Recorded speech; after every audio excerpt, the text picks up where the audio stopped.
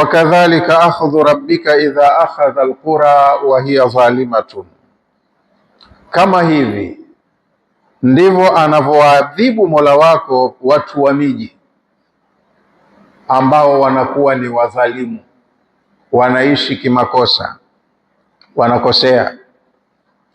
Kama hiyo miji uliosimuliwa watu wake waliangamizwa, ni kwa sababu walikosea, na tulivyowaadhibu hao ni hivyo hivyo ambavyo tutawaadhibu watu wa miji mingine wanapokuwa wamekosea.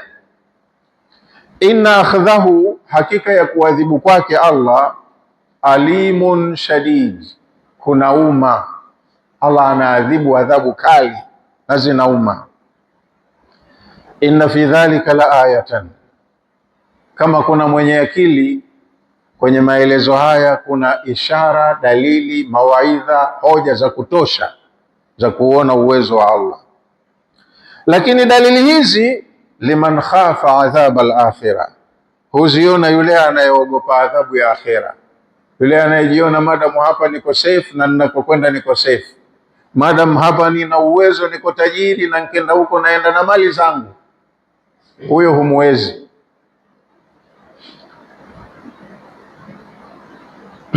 Dhalika yaumu majmu'un lahu nasu, hiyo siku ya kurudi hiyo ya akhira, hiyo ni siku ambayo watu wote watakuwa wamejumuishwa pamoja, wa mwanzo mpaka wa mwisho. Wadhalika yaumu mashhud, na hiyo ndo siku ambayo kila aliyeumbwa na Allah atakuwepo, atakuwa kahudhurishwa hapo. Wama nuakhiruhu illa liajalin ma'dud, na hatuicheleweshi hiyo siku isipokuwa ina siku yake maalum, mpaka ifike siku yake, basi ndo mtaona imetokea. Yauma yati, siku itakapokuja kiyama, la takallamu nafsun illa biidhnihi, hakuna yoyote atakayeongea ila kwa idhni yake Allah. Faminhum, miongoni mwa hao watakaokuwa wamejumuishwa pamoja hapo, shaqiyun wa sa'idun, watakuwa baadhi yao ni shaqiyu na baadhi yao saidi, yani ni wema na waovu, au waovu na wema. Shaqiyun ni waovu, wa said na wema. Mkusanyiko mkubwa wa watu wengi wa mwanzo mpaka wa mwisho, wanaume, wanawake, wasomi, wajinga, watawala, watawaliwa, majeshi na raia, wote wapo hapo, lakini watagawika sehemu mbili tu. Kuna mwingine atakuwa ni muovu wa kushoto huyo, mwingine atakuwa ni mwema wa kulia. Fa amma alladhina shaku, ama wale watakaothibiti kuwa ni waovu, fa fi nnari, hawa ndo watakaoingia motoni, waliyadhu billahi min dhalik. Lahum fiha zafirun wa shahiqun, wataishi humo kwenye mazingira magumu, wanapumua kwa tabu. Khalidina fiha, watakaa kwenye hali hiyo milele. Maadamati samawati wal ardu, kwa muda wote ambao zitakuwepo mbingu na ardhi. Illa ma shaa rabbuk, isipokuwa muda atakaotaka Mola wako. Inna rabbaka fa'alun lima yurid, hakika Mola wako ni mfanyaji wa atakalo, anafanya anavyotaka na hakwazwi na yoyote, hapingwi na yoyote. Wa amma alladhina suidu, na ama wale watakao kuwa ni wema, fa fil janna, hawa wataingia peponi.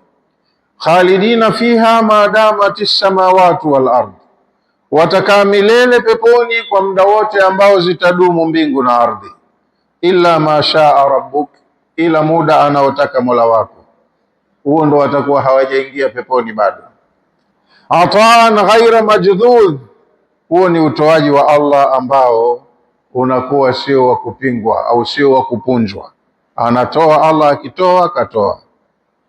Fala taku fi miryatin mimma yaabudu haula, kwa hivyo ewe mtume wetu usiwe na mashaka juu ya yale ambayo wanayaabudu hawa wapinzani wako washirikina, ukasema labda watakuwa wamepatia.